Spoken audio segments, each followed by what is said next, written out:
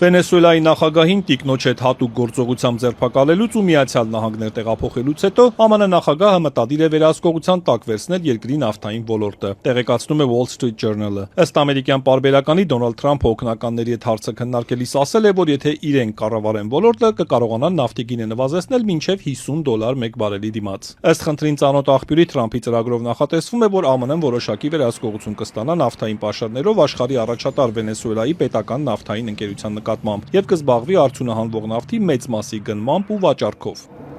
New York Times-ին տված հարցազրույցում էլ Թրամփն ասել է, որ ԱՄՆ կողմից Վենեսուելայի վերահսկողությունը կարող է շատ երկար տևել, նույնիսկ տարիներ, սակայն որևէ հանձնառություն չի ստանձնել երկրում նոր ընտրություններ անցկացնելու վերաբերյալ։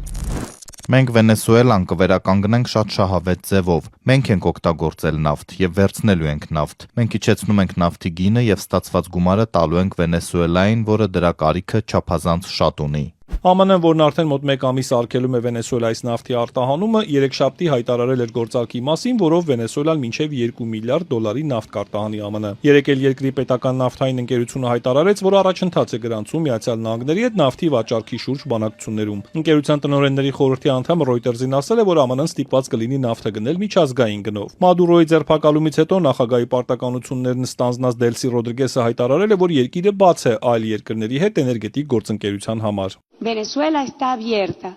Վենեսուելան բաց է էներգետիկ հարաբերությունների համար, երբ բոլոր կողմերն են շահում, երբ տնտեսական համագործակցությունը հստակ սահմանված է առևտրային պայմանագրերում։ Սա է մեր դիրքորոշումը եւ մեր էներգետիկ հարաբերությունների բազմազանությունը։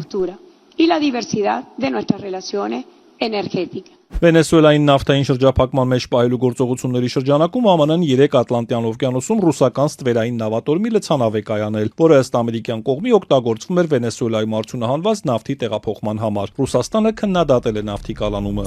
Վենեսուելան հարավամերիկյան միակ երկիրը չէ, որ հայտնվել է Միացյալ Նահանգների խոշորացույցի տակ։ Ավելի վաղ Թրամփը Կոլումբիային սպառնացել էր ռազմական գործողությամբ, որին պարբերաբար մեղադրել է ԱՄՆ թմրանյութեր ներմուծելու համար։ Երեկ էլ երկրորդ պաշտոնավարման ընթացքում առաջին անգամ հեռախոսով խոսել է այդ երկրի նախագահի հետ եւ հրավիրել Սպիտակ տուն։ Թե երբ տեղի կունենա հանդիպումը Թրամփը չի նշել։ Հեռախոսազրույցից հետո Գուստավո Պետրոն Բոգոտայի գլխավոր հրապարակում հավաքված աջակիցներին ասել է, որ ընդունել է Թրամփի հրավերը։ Խաղաղությունը ձեռք է բերվում երկխոսության միջոցով եւ դրա համար ընդունում եմ բանակցելու նախագահ Թրամփի առաջարկը։